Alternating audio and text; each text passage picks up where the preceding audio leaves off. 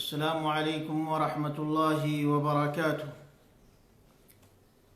الحمد للہ رب العالمین والصلاة والسلام علی سید الانبیاء والمرسلین نبینا محمد وعلی آلہ وصحبہ اجمعین ومن تبعہم بإحسان الی یوم الدین، اما بعد۔ تمام قسم کی حمد و ثنا بڑائی اور بزرگی وصلی اللہ رب العالمین کے لیے ہے، جس نے آج کا مبارک دن ہمیں نصیب کیا اور اس دن کے اندر یہ مبارک گھڑیاں بھی عطا کی کہ ہم لوگ قرآن و سنت کی باتوں کو سیکھنے کے لیے لائیو پروگرام کے اندر شریک ہوئے۔ اللہ رب العالمین سے دعا ہے کہ رب ذوالجلال میری اور میرے ساتھ میری ہمت افزائی کرنے والے میرے احباب کی ان کاوشوں کو شرف قبولیت عطا فرمائے۔ اللہ رب العالمین اس کی وجہ سے دنیا کی زندگی میں ہمارے ساتھ برکتوں کا رحمتوں کا معاملہ کرے، مرنے کے بعد اللہ رب العالمین اپنے فضل سے آخرت کی منازل کو ہمارے لیے آسان بنائے۔ جیسا کہ آپ لوگ جانتے ہیں یہ ماہ شعبان کا ماہ ہے، ماہ شعبان، شعبان کا مہینہ، اور شعبان کے مہینے کی اپنی کچھ فضیلتیں ہیں، شعبان کے مہینے کی اپنی کچھ اہمیت ہے۔ ماہ شعبان کی فضیلت اور ماہ شعبان کی اہمیت کیوں ہے اور کس انداز سے ہم ماہ شعبان کی فضیلت کو حاصل کر سکتے ہیں اور کیوں کر ہم ماہ شعبان کی اہمیت کو سمجھ سکتے ہیں، انشاءاللہ آج کے اس لائیو درس کے اندر چند نکات پر کچھ روشنی ڈالنے کی کوشش کروں گا۔ دیکھیے، سب سے پہلے جو نقطہ ہے کہہ لیجئے یا پہلا پوائنٹ، شعبان کیا ہے۔ ماہ شعبان کے موضوع پر جو میں پہلے گفتگو کرنے چلا تو اس کا پہلا گفتگو کا پہلا عنصر، اس کا پہلا جز کہ یہ شعبان ہے کیا۔ دیکھیے، یہ میرے ہاتھ کے اندر ایک ورقہ ہے جس کو میں نے پمفلیٹ کی شکل دیا تھا کئی سال پہلے، کئی سالوں پہلے میں نے اس کو پمفلیٹ کی شکل میں نے جو ہے آپریٹ کیا اور اس کو میں نے چھاپا اور الحمدللہ تقسیم بھی کیا۔ تو یہ جو پمفلیٹ ہے یہ ماہ شعبان سے ہی متعلق ہے۔ میں یہ مناسب سمجھ رہا ہوں کہ اسی پمفلیٹ سے شعبان کے حقائق کو آپ کے سامنے رکھوں، اللہ رب العالمین توفیق نصیب فرمائے۔ تو اس پمفلیٹ کے اندر جو پہلا پوائنٹ میں نے ذکر کیا ہے وہ پہلا پوائنٹ ہے شعبان کیا ہے۔ شعبان کیا ہے؟ دیکھیے، سال کے 12 مہینے ہوتے ہیں اور ان 12 مہینوں میں سے ایک مہینہ شعبان کا ہے۔ یہ مہینہ دنیا جانتی ہے، ہر صاحب عقل و شعور جانتا ہے کہ رمضان سے فوراً پہلے آتا ہے، جس مہینے سے آج ہم اور آپ گزر رہے ہیں۔ اس مہینے کا شعبان کیوں پڑا، اس کو شعبان کا مہینہ کیوں کہا جاتا ہے، اس کے چند اسباب لوگوں نے بیان کیے۔ پہلا سبب، کہا جاتا ہے کہ عرب ٹکڑیوں کی شکل میں اس ماہ میں پانی کی تلاش میں نکلا کرتے تھے۔ تشعب جو سے یہ نکلا ہوا ہے تو ٹکڑیاں بنا بنا کر کے لوگ، یہ عربوں کے ہاں پانی کی بڑی قلت تھی، پانی بڑی اہم شے ان کے ہاں مانی جاتی تھی، پانی کو مانا جاتا تھا، اور پانی کے لیے تو جنگیں بھی ان کے ہاں ہوا کرتی تھی۔ تو یہ پانی کی تلاش میں ٹکڑیوں کی شکل میں، گروہ کی شکل میں نکلتے تھے، اس کے لیے اس ماہ کا نام جو ہے شہر شعبان پڑا، ماہ شعبان پڑا۔ دوسری وجہ بتائی جاتی ہے کہ عرب لوگ ٹکڑیوں کی شکل میں حملے کیا کرتے تھے اس مہینے کے اندر، یعنی گروہ بنا کر کے ٹکڑیوں کی شکل میں حملے کرتے تھے، تو اس کے لیے اس کا نام شعبان پڑا۔ تیسری وجہ بتائی جاتی ہے کہ چونکہ یہ مہینہ رجب اور رمضان کے درمیان میں آتا ہے تو اس نے آ کر کے رجب اور رمضان کو کیا کیا، دور کر دیا، تو بیچ میں یہ آیا، اس کی وجہ سے اس کو شعبان کہا جاتا ہے۔ بہرحال ماہ شعبان، شہر شعبان کی فضیلت کیا ہے اس کو آئیے ہم اور آپ جانتے چلیں۔ کسی بھی ماہ کی فضیلت جس قدر اور جس کیفیت کے ساتھ شریعت سے ثابت ہو، صرف اسی قدر و کیفیت پر اکتفا کرنا ایک مسلمان کا شیوہ ہے۔ اپنی جانب سے فضائل گھڑنا اور فضائل گھڑ کر مختلف انداز میں اسے دین کے نام سے امت میں رواج دینا گمراہیت کی دلیل ہے۔ دین سے متعلق ہر موڑ پر ہمیں قرآن و سنت سے روشنی لینے کی ضرورت ہے۔ کتاب و سنت کو اپنانے میں ہی کامیابی و کامرانی کا راز ہے۔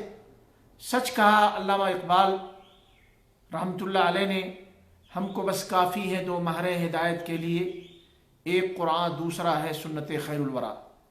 ماہ شعبان اور روزے، دوسرا پوائنٹ، یہ مقدمے کے طور سے بات تھی۔ اب ماہ شعبان اور روزوں کا تعلق کیا ہے؟ سب سے پہلے آئیے ہم چند روایات لیتے ہیں، یاد رہے۔ ماہ شعبان کے اندر کثرت سے روزہ رکھنا مسنون ہے، مستحب ہے۔ رمضان کے علاوہ جس ماہ کے اندر اللہ کے نبی صلی اللہ علیہ وسلم نے سب سے زیادہ روزہ رکھا ہے، یہاں تک کہ بعض روایتوں کے اندر گویا یہ کہ آپ نے پورے مہینے کا روزہ رکھا، وہ مہینہ ہے شعبان کا۔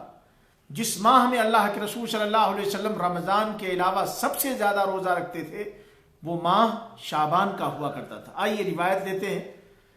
پہلی روایت ام المومنین عائشہ رضی اللہ تعالیٰ عنہا سے روایت ہے، کہتی ہیں کہ اللہ کے رسول صلی اللہ علیہ وسلم روزہ رکھتے یہاں تک کہ ہم کہتے اب آپ روزہ ہی رکھیں گے، اور جب روزہ نہیں رکھتے تو ہم کہتے کہ اب آپ روزے نہیں رکھیں گے۔ اور میں نے اللہ کے رسول صلی اللہ علیہ وسلم کو ماہ رمضان کے سوا کسی اور مہینے کے پورے روزے رکھتے نہیں دیکھا، اور میں نے ماہ شعبان میں آپ کو سب سے زیادہ روزے رکھتے ہوئے دیکھا ہے۔ یہ ام المومنین عائشہ رضی اللہ تعالیٰ عنہا کہتی ہیں کہ اللہ کے رسول صلی اللہ علیہ وسلم 12 مہینوں کے اندر مکمل پورے مہینے کا روزہ صرف رمضان کا رکھتے تھے، اور سب سے زیادہ جس ماہ ہمیں رمضان کے علاوہ روزہ رکھتے تھے وہ ماہ شعبان کا ہوا کرتا تھا۔ صحیح بخاری کی حدیث نمبر 1833، صحیح مسلم کے اندر حدیث نمبر 1956 ہے۔ دوسری روایت ہے اسامہ ابن زید رضی اللہ تعالیٰ عنہما سے، کہتے ہیں کہ میں نے دریافت کیا کہ اللہ کے رسول صلی اللہ علیہ وسلم آپ شعبان میں جتنا روزہ رکھتے ہیں اتنا روزہ کسی اور ماہ میں رکھتے ہوئے میں نے آپ کو نہیں دیکھا۔ تو آپ صلی اللہ علیہ وسلم نے فرمایا کہ یہ ایک ایسا مہینہ ہے جس سے لوگ رجب اور رمضان کے درمیان غفلت کا شکار ہیں، حالانکہ یہ وہ مہینہ ہے جس میں اعمال اللہ رب العالمین کے سامنے پیش کیے جاتے ہیں۔ تو میں یہ چاہتا ہوں کہ میرا عمل اس حال میں پیش کیا جائے کہ میں روزے سے ہوں۔ یہ مسند احمد کی روایت ہے، جلد نمبر 5 صفحہ نمبر 201 کے اوپر۔ سنن نسائی کے اندر بھی حدیث موجود ہے، جلد نمبر 4 صفحہ نمبر 102 میں علامہ البانی رحمہ اللہ نے اس حدیث کو حسن قرار دیا ہے۔ دیکھیے سلسلۃ الاحادیث الصحیحہ حدیث نمبر 1898 کے تحت علامہ ابن رجب رحمہ اللہ کہتے ہیں کہ ماہ شعبان کے روزے اشہر حرم یعنی احترام والے مہینوں ذوالقعدہ، ذوالحجہ، محرم اور رجب کے روزوں سے افضل ہیں۔ یہ شعبان کے روزے جو حرمت والے 4 مہینے ہیں ان مہینوں کے روزوں سے یعنی نفلی روزوں سے افضل اور بہتر ہیں، اور سب سے افضل نفلی عبادتیں وہ ہوتی ہیں جو رمضان سے قریب تر ہوتی ہیں، خواہ رمضان سے پہلے ہوں یا رمضان کے بعد، یعنی گویا نفلی عبادتیں ان کا ثواب بندے کو جب سب سے زیادہ ملتا ہے تو دن کون سے ہوتے ہیں؟ یا تو ماہ رمضان سے پہلے والے دن گویا شعبان کا مہینہ، یا ماہ رمضان کے بعد والے دن یعنی شوال کا مہینہ۔ اس میں جو نفلی عبادتیں بندے انجام دیتے ہیں ان کا ثواب بہت زیادہ ہوتا ہے، اور یہ بہترین مواقع ہیں اللہ رب العالمین کی قربت کو حاصل کرنے کے، اللہ کی نزدیکی کو پانے کے، ثواب اور جو ہے اجر سے اپنے آپ کو مالا مال کرنے کے۔ اللہ رب العالمین ہم سارے لوگوں کو ان مواقع سے بھرپور فائدہ اٹھانے کی توفیق نصیب فرمائے۔ یہ جو میں نے بات ذکر کی علامہ ابن رجب رحمہ اللہ سے متعلق، یہ اذاعت طریق الاسلام سے ماخوذ ہے. اس کے اندر عنوان ہے حول شہر رمضان، حول شہر شعبان. شعبان کے مہینے سے متعلق ایک موضوع تھا، اس کے اندر یہ بات ذکر کی گئی ہے. ماہ شعبان میں روزے کا فائدہ کیا ہے؟ اگلا پوائنٹ ہے کہ ماہ شعبان میں اللہ کے نبی صلی اللہ علیہ وسلم نے کثرت سے روزے رکھے. آخر ماہ شعبان کے روزوں کا فائدہ کیا ہے، بینیفٹ کیا ہے؟ کیوں اللہ کے نبی صلی اللہ علیہ وسلم نے جس ماہ ہمیں سب سے زیادہ روزے رکھے وہ شعبان کا مہینہ قرار پایا؟ کیوں آخر؟ دیکھیں، ماہ شعبان میں روزے رکھنا گویا اس ماہ میں رمضان کے روزے رکھنے کی ٹریننگ ہے. گویا آدمی کیا ہے، ریہرسل کر رہا ہے، اپنے آپ کو ٹرین کر رہا ہے کہ اب رمضان کا مہینہ آنے والا ہے، پہلے ہی سے اپنے آپ کو الرٹ کر لے اور اس کی مشاقی کر لے تاکہ رمضان کے روزے رکھنے میں اسے دشواری پیش نہ آئے، اس کے اوپر جو ہے بوجھ محسوس نہ ہو، تاکہ رمضان کے روزے رکھنے میں مشقت و دشواری نہ ہو، بلکہ پہلے سے ہی روزے رکھنے کی مشاقی اور عادت بن جائے. اور چونکہ شعبان رمضان کا پیش خیمہ ہے، اس لیے اس ماہ میں بھی کچھ وہ چیزیں انجام پائی جائیں یا انجام پانی چاہیے جو رمضان میں ہوتی ہیں، جیسے کہ روزے رکھنا، قرآن کی تلاوت کرنا اور صدقہ کرنا. یہ بھی جو ہے اذاعت طریق الاسلام سے بعنوان حول شہر شعبان سے ماخوذ ہے. دیکھیے، رمضان کے لیے کچھ لوگ کیا ہے نا، اب رمضان کا مہینہ آنے والا ہے، شعبان کا مہینہ ملا، اللہ نے توفیق دی، اس رمضان جو ہے شعبان کے مہینے میں روزہ نہیں رکھتے، شروعات میں نہیں رکھا، اللہ کی توفیق جو ہے کہلے نہیں ملی، یا یہ کہ ان کی سستی قائلی نہیں روزے رکھا. لیکن جب رمضان شروع ہونے والا ہوتا ہے تو رمضان سے 1 یا 2 دن پہلے شعبان کے آخری دنوں میں کچھ لوگ روزے رکھتے ہیں. ان سے پوچھا جاتا ہے بھی آپ یہ جو ہے پورے مہینے گزر گئے، آپ نے روزے نہیں رکھے، آخر کے دنوں میں کیوں رکھ رہے؟ تو کہتے ہیں احتیاط کے طور سے ہم روزہ رکھ رہے، کہیں ایسا نہ ہو کہ بھئی ہم کو چاند نظر نہ آ سکے تو ہمارا روزہ کہیں چھوٹ جائے، تو اس کے لیے پہلے ہی سے ہم ایڈوانس میں 1-2 دن کا روزہ رکھ لیں. تو آیا رمضان کے لیے بطور احتیاط روزہ رکھنا درست ہے یا درست نہیں ہے؟ رمضان کی آمد سے 1-2 دن پہلے شعبان کے آخر میں آدمی رمضان کے لیے احتیاطاً روزہ رکھے، کیا یہ عمل صحیح ہے، درست ہے، مناسب ہے؟ یہ پوائنٹ ہے. دیکھیے، اس کے بارے میں آپ جانیے، بہت سے حضرات ماہ شعبان کے آخری دنوں میں رمضان سے 1 یا 2 دن پہلے روزہ رکھتے ہیں. ایسا نہیں کرنا چاہیے، ایسا کرنا درست نہیں ہے، کیونکہ رمضان کے لیے احتیاط کا روزہ رکھنا حرام ہے. اللہ کے نبی صلی اللہ علیہ وسلم نے رمضان کے لیے احتیاط کے روزے رکھنے سے منع فرمایا ہے. ابو ہریرہ رضی اللہ تعالیٰ عنہ سے روایت ہے، کہتے ہیں کہ اللہ کے رسول صلی اللہ علیہ وسلم کا فرمان ہے، تم میں کوئی بھی شخص رمضان سے 1 یا 2 دن پہلے سے روزے ہرگز نہ رکھے. تم میں سے کوئی بھی بندہ رمضان سے 1 دن یا 2 دن پہلے روزے ہرگز نہ رکھے. ہاں، اگر کسی آدمی کی ان دنوں میں روزہ رکھنے کی عادت ہے تو پھر ایسا شخص اپنا روزہ رکھے. یعنی آپ روزہ نہیں رکھتے، شعبان کا مہینہ اب گزرنے والا ہے، رمضان کا مہینہ داخل ہونے والا ہے، اس سے 1 دن یا 2 دن پہلے آپ روزہ رکھنا شروع کر دو. کیوں؟ رمضان کے روزوں کے احتیاط میں کہ کہیں ایسا نہ ہو کہ 1 دن نکل گیا ہو، اس کے لیے.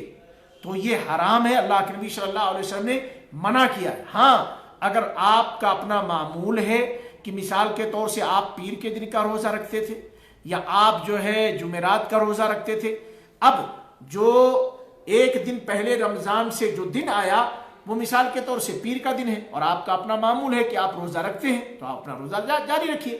اسی طریقے سے 1 دن پہلے جو دن آیا وہ آیا جو جمعرات کا دن، آپ کا اپنا معمول ہے، سنت کے مطابق آپ جمعرات کا روزہ رکھتے ہیں، تو آپ اپنے روزے کو رکھیں، کیونکہ آپ نے اس نیت سے روزہ نہیں رکھا ہے کہ بھئی کیا پتا کہیں روزے چھوٹ گئے ہوں، چاند نظر نہ آیا ہو رمضان کا.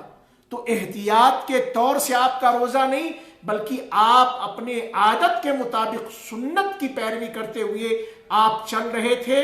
آپ پیر کے دن کا یا جمعرات کے دن کا روزہ رکھ رہے تھے اور اتفاق سے رمضان سے ایک دن پہلے والا جو دن ٹھہرا وہ پیر کا جمعرات کا ہوا، تو آپ اپنی عادت کے مطابق روزہ رکھیں، اس روزے میں کوئی حرج کی بات نہیں. لیکن رمضان کے احتیاط کے طور سے اگر کوئی آدمی ایک دن یا 2 دن پہلے روزہ رکھنا شروع کر دے تو یہ حرام ہے. اللہ کے نبی صلی اللہ علیہ وسلم نے اس سے منع کیا ہے. انشاءاللہ یہ شعبان کی 15ویں تاریخ، 15ویں شعبان، جسے دنیا کے اندر بہت سے ملکوں میں بہت سے لوگ شبرات کے نام سے یاد کرتے ہیں، شب برات کے نام سے جانتے ہیں، جس کو عربوں کے یہاں بھی لیلۃ النصف شعبان کہا جاتا ہے. آیا اس کی کوئی حقیقت ہے؟ اس کی کوئی اسپیشل فضیلت ہے؟ اس رات میں یا 15ویں شعبان کے دن کے اندر کچھ مخصوص عبادتوں کو انجام دینا مطلوب ہے؟